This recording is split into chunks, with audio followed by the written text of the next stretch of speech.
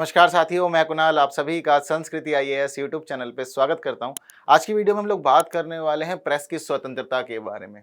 दरअसल एक मामला पहुंचा था अभी हाल ही में कोर्ट में, तो जिसकी वजह से हमें ये सब चीज़ें समझनी पड़ रही है। दिल्ली उच्च न्यायालय के अंदर एक पिटीशन लगाई गई, पीआईएल लगाई गई और जनहित याचिका लगाते हुए न्यायालय से दरख्वास्त की गई कि देखिए एक ऑनलाइन प्लेटफॉर्म है। मतलब जनरली हम लोग क्या करते हैं कि अलग अलग वेबसाइट्स यूज़ करते हैं, उन्हीं वेबसाइट्स की बात इसमें की गई है। कहा गया कि ऐसे ही एक वेबसाइट है, उस वेबसाइट पर रॉ से रिलेटेड एक ना आर्टिकल अपलोड किया गया है।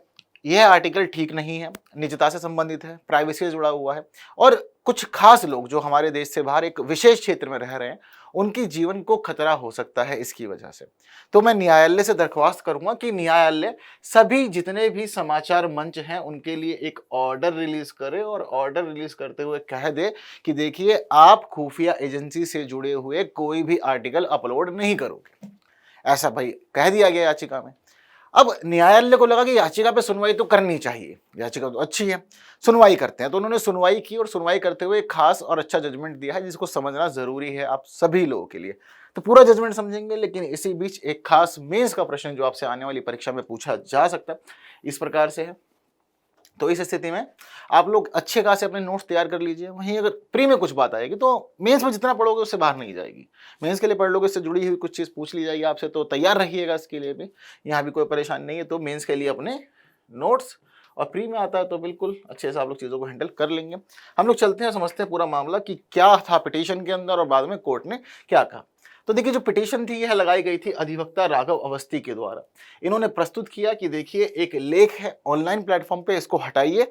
हटाने के साथ साथ हम आपसे यह भी मांग करते हैं कि सभी जितने भी न्यूज़ वेबसाइट्स हैं, प्लेटफॉर्म्स हैं, उनके लिए आप कहें कि आप कभी भी खुफिया एजेंसी से जुड़ी हुई कोई भी बात या कोई भी आर्टिकल इस रूप में या इस प्रकार से प्रकाशित नहीं करेंगे। जिस आर्टिकल को हटाने की मांग इन्होंने की थी उस आर्टिकल का नाम है निज्जर पन्नू इफेक्ट, रॉ down shutter in North America first time since inception in 1968।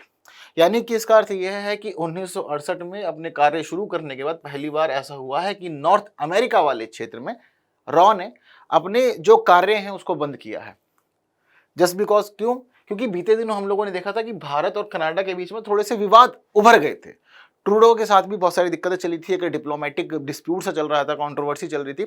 ऐसा माना जा रहा था कि जो निज्जर की हत्या हुई है यह भारत के द्वारा ही पूरी प्लानिंग की गई थी और भारत की साजिश के तहत ही निज्जर मरा। और वहीं पन्नू को लेकर के भी ऐसे ही कुछ समाचार सामने आए थे। तो इस पे जो कनाडियन गवर्नमेंट थी उसने एक्शन लिया और भारत और कनाडा के मध्य जो संबंध थे काफ़ी ज़्यादा खराब हो गए। इसके बीच हम लोगों ने यह भी देखा कि काफ़ी उथल पुथल हुई, लोगों ने कनाडा जाना छोड़ दिया, भारत से लोग नहीं जा रहे थे, कनाडा में रहने वाले बहुत सारे लोग भी वापस आने लग गए थे। यही स्थिति हम लोग देख रहे थे उस दौरान। अब इसी को लेकर के क्या हुआ, एक आर्टिकल ये आया, इसमें सारी बातें यही हैं और रॉ से जुड़ी हुई बहुत सारी महत्वपूर्ण बातों को प्रस्तुत किया गया। तो जो साहब हैं अधिवक्ता राघव अवस्थी, इन्होंने बताया कि देखिए जिस प्रकार का यह आर्टिकल प्रिंट हुआ है ना, यह आर्टिकल किसी भारतीय उच्चायोग के मौजूदा कर्मचारी के द्वारा दी गई जानकारियों के माध्यम से तैयार हुआ है। यानी कि जो भी बातें इसमें लिखी हुई हैं वह सारी बातें किसी एक खास आदमी के द्वारा बताई गई है। ऐसा नहीं है कि मतलब सब मन गढ़ंत है या अलग अलग सोर्सेज से इकट्ठा किया गया, ऐसा नहीं है। मुझे ऐसा लगता है चीज़ों को देख करके कि कोई भारतीय उच्च आयोग के अंदर कोई खास व्यक्ति है, वर्तमान में कर्मचारी है, उसने ही सारी बातें इनको बताई है, जिसके बाद यह पूरा मामला सामने देखने को मिल रहा है। अब जिस प्रकार की ये चीज़ें हो रही हैं इससे बड़ी गड़बड़ हो सकती है, यह भी इन्होंने याचिका में कहा। इन्होंने कहा कि देखिए इस याचिका की वजह से कनाडा या नॉर्थ अमेरिका वाले क्षेत्र में जो लोग कार्य कर रहे हैं, जो भी भारतीय राजनयिक हैं, उनको समस्या हो सकती है। जो हमारे खुफिया कर्मी हैं उनकी सुरक्षा को खतरा हो सकता है। इतना ही नहीं, राजनयिकों के अलावा उनके जो परिवार हैं उनका जीवन भी खतरे में आ सकता है। यह बात इन्होंने प्रस्तुत की याचिका के अंदर और कहा कि मैं इसलिए आपसे दरख्वास्त करता हूं कि इस आर्टिकल को आप आदेश दीजिए कि वापस ले लिया जाए। यह चीज़ उन्होंने क्लियर कर दी। इतने ही नहीं, इसके अलावा इन्होंने यहाँ पर यह भी किया कि आप मीडिया घरानों के लिए जितने भी न्यूज़ प्लेटफॉर्म हैं, आप उन न्यूज़ प्लेटफॉर्म्स के लिए भी एक आदेश जारी कीजिए। जैसे कि यह एक पूरा मामला था, एक न्यूज़ प्लेटफॉर्म ने एक आर्टिकल प्रस्तुत कर दिया, प्रकाशित कर दिया, रॉ से रिलेटेड है। भारत और कनाडा का जो विवाद था उसको उन्होंने अच्छे से मेंशन किया और काफ़ी अच्छी जानकारी उन्होंने दी।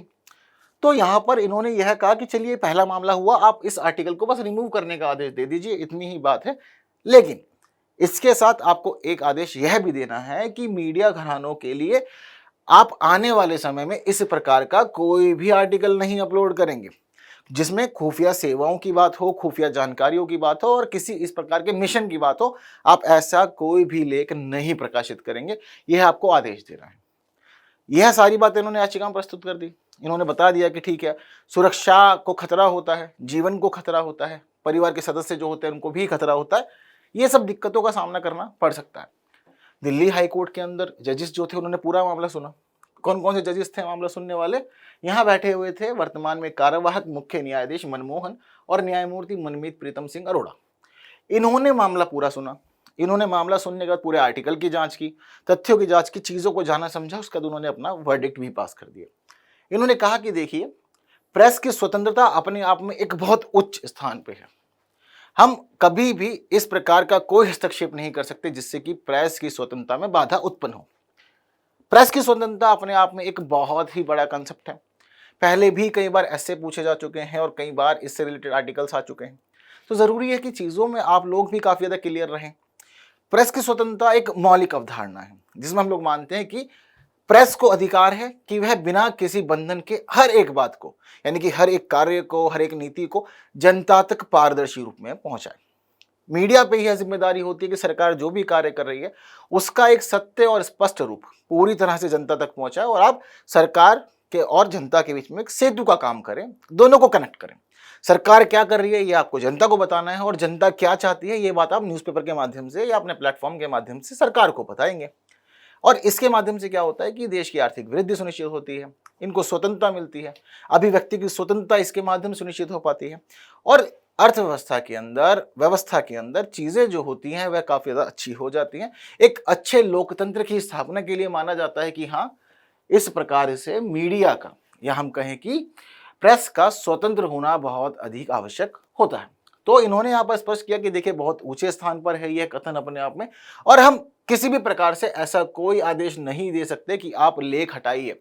यदि हम उनसे कहते हैं कि आप लेख हटाइए तो देखिए, प्रेस की स्वतंत्रता तो बाधित होगी ही होगी, अभिव्यक्ति की स्वतंत्रता भी बाधित होगी, सत्य प्रभावित होगा, सत्य लोगों तक नहीं पहुंचेगा और एक पारदर्शी व्यवस्था जिसकी सदैव कामना की जाती है वह भी पूरा नहीं हो पाएगा।